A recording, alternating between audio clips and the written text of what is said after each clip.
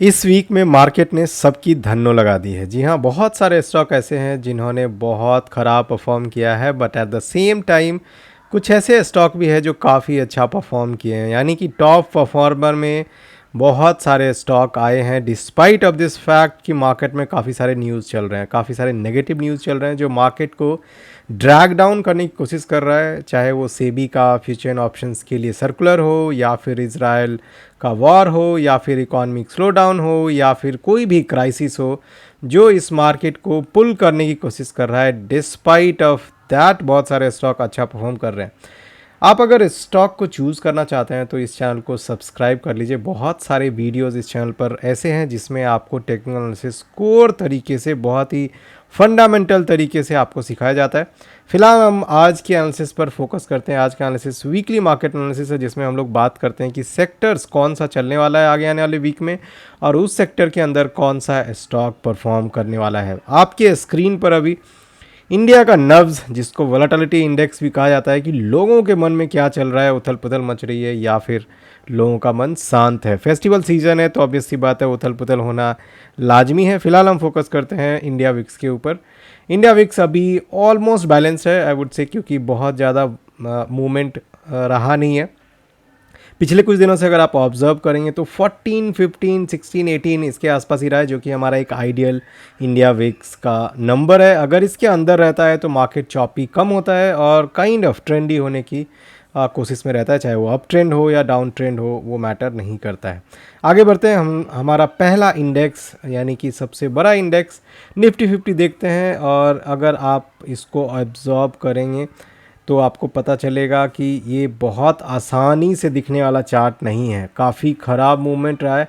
और last week तो आप समझ लीजिए एक तरह से ब्लैक डे ही कहा जाएगा, क्योंकि लास्ट वीक का अगर आप मूवमेंट वीकली चार्ट पे देखेंगे तो आपको पता चलेगा कि 4.5% निफ्टी ने एक ही वीक के अंदर अपना इंडेक्स को गिरा चुका है।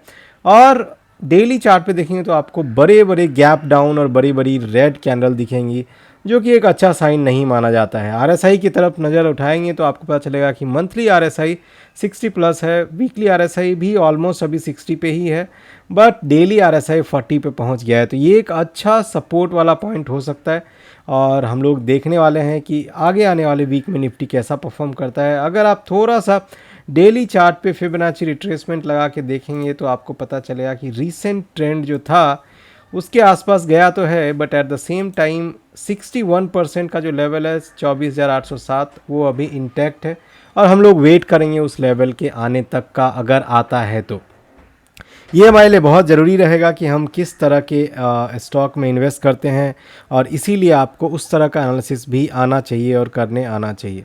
तो मंथली, वीकली, डेली तीनों चार्ट हमने देख लिया। निफ्टी का उतना अच्छा नहीं है, वीक है, बट हम लोग थोड़ा केयरफुल रहेंगे। यही एक लेवल है 25,000 के आसपास, जो एक सस्टेन करने का भी लेवल है, और यहीं पर हो सकता है कि एक बाउंस बैक देखने को मिले। Bank Nifty similar to Nifty, आपको पता है कि अगर निफ्टी गिरेगा तो बैंक निफ्टी भी गिरेगा, और थोड़ा सा अच्छा नहीं होता है इकॉनमी के लिए, स्टॉक के लिए अच्छा नहीं होता है, बट हम उसमें कुछ भी नहीं कर सकते। अगर आप मंथली, वीकली और डेली ऑब्जर्व करेंगे तो आपको पता चलेगा कि बैंक निफ्टी काफ़ी ज़्यादा वीक हो चुकी है। लास्ट वीक में ही अगर आप फॉल देखेंगे तो ये भी करीब करीब 4.5% के आसपास का फॉल दिया है। लास्ट वीक में मैंने वार्न भी किया था कि शूटिंग स्टार अगर कंफर्म होता है, जो कि यहाँ बना हुआ है, तो डेफिनेटली बैंक निफ्टी वाले पोजीशन को स्क्वायर ऑफ करना बनता है। तो आई होप आपने प्रॉफिट बुक किया होगा बैंकिंग स्टॉक्स के अंदर, और अगर फंसे हुए हैं तो कमेंट सेक्शन में जरूर लिखिए कि कौन सा स्टॉक में आपका एक्सपोजर कितना ज़्यादा है और कौन सा स्टॉक आप रिव्यू कराना चाहते हैं। अगला इंडेक्स देखते हैं, fin Nifty almost bank Nifty के जैसा ही है, सेम पैटर्न बना था लास्ट वीक भी, और अभी आप उस देख सकते हैं वो कंफर्म हो चुका है, तो थोड़ा वीक भी आपको वहाँ पर दिख रहा होगा। प्राइवेट बैंक की बात करते हैं। प्राइवेट बैंक ऑब्वियस सी बात है बैंक निफ्टी के अकॉर्डिंग ही चलता है, और वो भी ऑलमोस्ट सिमिलर मूवमेंट दिया है जैसा बैंक निफ्टी दिया हुआ है। चाहे कोई भी बैंक हो, एचडीएफसी हो, आईसीआईसीआई हो, कोई भी प्राइवेट बैंक हो, उतना अच्छा परफॉर्म नहीं किया है। तो प्राइवेट बैंक में भी अगर आपका एक्सपोजर है तो आप सोच सकते हैं कि अभी भी नहीं निकले हैं, तो आप थोड़ा सा एनालिसिस करके देख सकते हैं कि कौन से लेवल पे निकल जाना चाहिए, जहां से आपको थोड़ा प्रॉफिट भी हो और ज़्यादा नुकसान भी ना हो। सरकारी बैंक की तरफ चलते हैं। एक बेस बनाया था और उसी बेस के आसपास जो है ट्रेड कर रहा है, और लास्ट वीक में जितना फॉल बाकी बैंक्स में हुआ, सरकारी बैंक में उसका आधा हुआ है, देख सकते हैं 2% के आसपास, बट ये बेस के आसपास है। तो जब तक ये कंसोलिडेशन पूरा नहीं हो जाता तब तक हम लोग सरकारी बैंक में भी हाथ डालने वाले नहीं हैं। आईटी की बात करते हैं। आईटी हमारा एक ब्रेकआउट के बाद कोशिश तो यही थी कि एक अच्छा मूवमेंट रहेगा, बट आईटी के अंदर कोई मूवमेंट खास उतना रहा नहीं है। और आप देख सकते हैं कि पिछले 3-4 वीक से ये ऑलमोस्ट एक पैटर्न में एक सेल के अंदर, एक बॉक्स के अंदर जो है ट्रेड कर रहा है। तो आईटी भी अभी थोड़ा सा रडार पे नहीं है, हालांकि आरएसआई मंथली और वीकली अच्छा है, बट डेली जो है 60 के नीचे है, तो थोड़ा सा हम लोग इससे दूर रहेंगे अभी भी। ऑटो की बात करते हैं। ऑटो हमारा लास्ट वीक में काफ़ी अच्छा पिक था, ब्रेकआउट भी दिया था, उसका रीज़न ये है, बट इस वीक में काफ़ी गिरा है, 6.25% के आसपास गिरा है। तो आपके पास अगर ऑटो के स्टॉक है और आप फंस चुके हैं तो आप ज़रूर अपने स्टॉक को एनालिसिस करिए और देखिए कि कौन सा स्टॉक से आप निकल सकते हैं, प्रॉफिट बुक करिए, निकलिए, और फिर आप अकॉर्डिंगली उसमें फर्दर प्लान भी कर सकते हैं जब वो मार्केट में अच्छा मूवमेंट देगा। क्योंकि अगर आप आरएसआई ऑब्जर्व करेंगे तो आपको पता चलेगा कि 60 और मंथली और वीकली पे 60 प्लस है, बट डेली पे 40 के आसपास चल रहा है। तो इंडेक्स में हम लोग थोड़ा सा पीछे रहेंगे ऑटो स्टॉक से। मेटल एक अच्छा स्टॉक था, बट रेजिस्टेंस के पास था, तो मैंने वार्न भी किया था लास्ट वीक में कि जब तक ये रेजिस्टेंस ब्रेक नहीं हो जाता तब तक हम लोग मेटल स्टॉक में खुल के पोजीशन नहीं बना पाएंगे।